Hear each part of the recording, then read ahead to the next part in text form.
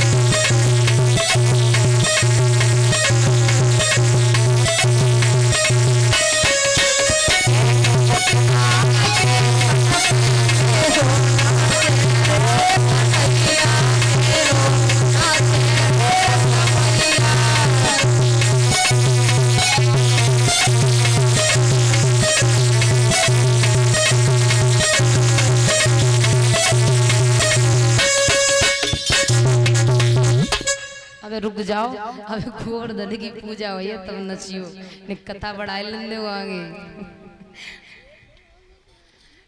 आज वो उस नांग के फन पर खड़े होकर के नृत्य करने लगे। जैसे ही नागिनियों ने देखा उसी समय सारी नागिनियां दौड़ करके आई और पास में खड़ी हो गई और कहने लगी हे प्रभु मैंने समझ नहीं पाया आप कोई बालक है या अवतारी है। और चारों नागिनियां हाथ जोड़ के बोली हैं आज कन्हैया से कि हे स्वामी हे प्रभु मैं अपने पति के प्राणों की भीख मांग रही हूँ मेरे पति को छोड़ दो। क्या बोली मेरे पिया को छोड़ो यो मोहन मेरे पति को छोड़ो यो मोहन ये नागिनु मरी जा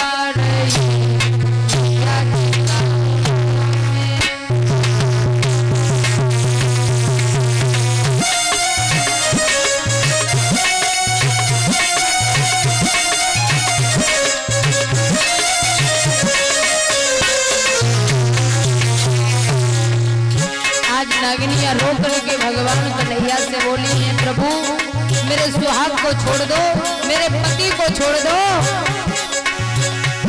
मेरे माथे की बेटियां मरी करी दो मेरे माथे की बेटियां मरी करी दो सिंदूर की लाठी रख दो कि आज का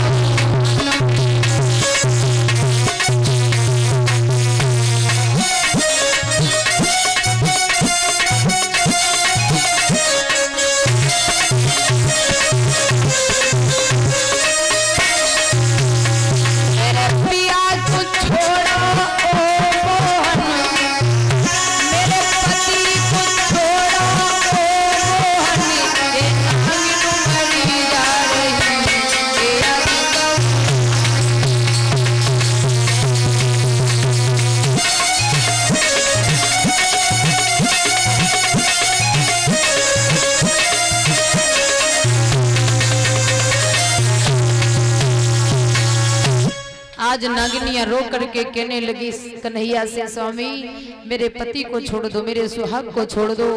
उसी समय भगवान कन्हैया कहने लगे नागिनियों हमारी गेंद ढूंढ करके मुझे दो और 2 झवलियां कमल के पुष्प और हमें अपनी पीठ पे बिठाल करके इस यमुना से बाहर निकालो।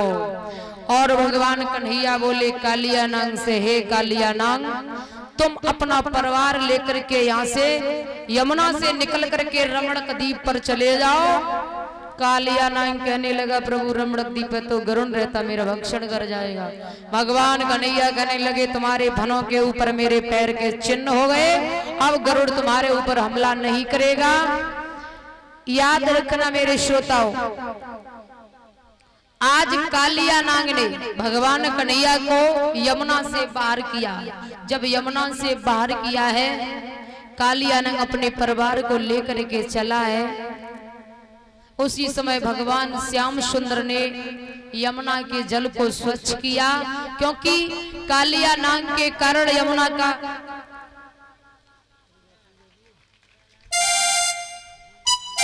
का जल इतना विषीला हो चुका था कि कोई भी पशु पक्षी पीता है तो वही मर जाता है। भगवान कन्हैया ने यमुना के जल को स्वच्छ किया। इधर कालिया नाग वहां से चला और इसी बीच जे माला पहना करके सम्मान कर रहे हैं रमन यादव पुत्र जितेंद्र यादव उड़मपुर निवासी। भगवान से कामना करेंगे भगवान इस बच्चे को सद्बुद्धि प्रदान करें और हमेशा धर्म के मार्ग पर लेके चले। याद रखना परीक्षित महाराज, कालिया नाग पहले रमणक द्वीप पर ही रहता था। एक दिन कालिया की माँ और गरुड़ की माँ में विवाद हुआ। इतना विवाद हुआ कि कालिया की माँ कहने लगी कि इंद्र का घोड़ा काला है।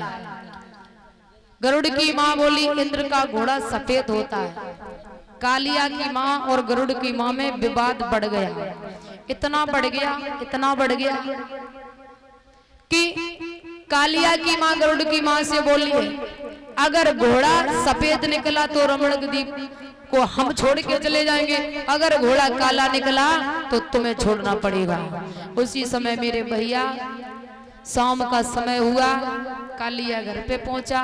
कालिया की माँ ने कहा बेटा गरुड़ की मैया से आज विवाद हुआ। गरुड़ की माँ ने कहा कि इंद्र का घोड़ा सफेद होता है और मैंने कहा कि घोड़ा काला होता है। कालिया कहने लगा मैया तू चिंता क्यों कर रही है, अब अगर तूने वचन दिया है तो हम तेरी इज्जत रखेंगे, तेरी लाज रखेंगे, लेकिन घोड़ा तो सफेद ही होता है। लेकिन क्या हुआ, आज वो जब दिन नजदीक आया है उसी समय इंद्र के घोड़ा की खोज की गई। जब घोड़ा की खोज की गई इधर कालिया ने देखा तो कालिया ने विचार किया आज मेरी माँ की जवान है, माँ की इज्जत का सवाल है। कालिया चला वहां से। कालिया के घर के कुर्मा के खानदान के नातेदार हेतु व्यवहारी जितने थे सबको उसने बुलाया और सारे नांग गए और जा करके इंद्र के घोड़ा में लिपट गए। ऐसे लिपट गए, ऐसे लिपट गए, ऐसे लिपट गए कि सफेद घोड़ा को कालो बना दो। जब घोड़ा काला बना दिया गरुड़ चले। गरुड़ ने कहा ये तो अनर्थ हो रहा है, घोड़ा इंद्र का सफेद होता है फिर ये काला कहां से आ गया। उसी समय गरुड़ समझ गए ये कालिया की चाल है। गरुड़ उड़े और जाए के घोड़ा की पीठ पर बैठ गए और बैठ के महाराज अपनी चोंच मारना आरंभ कर दिया। और जैसे ही घोड़ा में चोंच मारी मारत गए और जब ज्यादा लगी तो जाई की पीठ में चोंच लगे थे ताकि छेद हो चलो जाते, घाव हो चलो जाते। महाराज जब नागन ने देखो वो ले जाए हिसाब से तो सब मार दे जाएंगे। सारे नाग अपने अपने प्राण बचाए के वह घोड़ा को छोड़ के भाग निकले तो घोड़ा सफेद निकला। तो गरुड़ के डर के कारण भय के कारण कालिया नाग अपना परिवार लेकर के यमुना में जाकर के छिप गया था। भगवान ने कहा गरुड़ तुम्हारे ऊपर हमला नहीं करेगा, तुम्हारे फन के ऊपर कन्हैया के पैर के चिन्ह हो गए थे। आज उसी समय भगवान श्याम सुंदर के कहने पर कालिया नाग वहां से रमणक द्वीप पर अपना परिवार लेकर के चला जाता है और भगवान कन्हैया वहां से यमुना के बाहर आए हैं। मैया ने देखा आज यशोदा मैया यमुना पर खड़ी खड़ी रो रही थी, बिलख रही थी, मेरा लाला चला गया। लाला को देख करके मैया ने बेटा को छाती से लगा लियो, मेरे श्याम तुम कहाँ चले गए थे कन्हैया, तुम्हें कुछ पता था ये मैया तुम्हारे बगैर एक दिन नहीं रह सकती है, इसलिए लाला तुम कहां से भगवान की कृपा हुई जो तुम लौट करके वापस चले आए। आज सारे ब्रजवासी कन्हैया को लेकर के महल पर चले जाते। तब तक एक भगवान का भजन बोलेंगे और उसके बाद आगे कथा आ रही है गोवर्धन महाराज की। ले आओ तो जल्दी ले आओ ना, हम कथा अब चालू करें दे रहे हैं, बस बैठे रहियो फिर आराम से।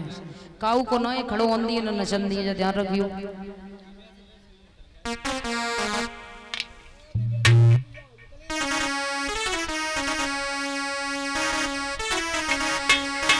क्या छोड़ा गोकुल को दीदी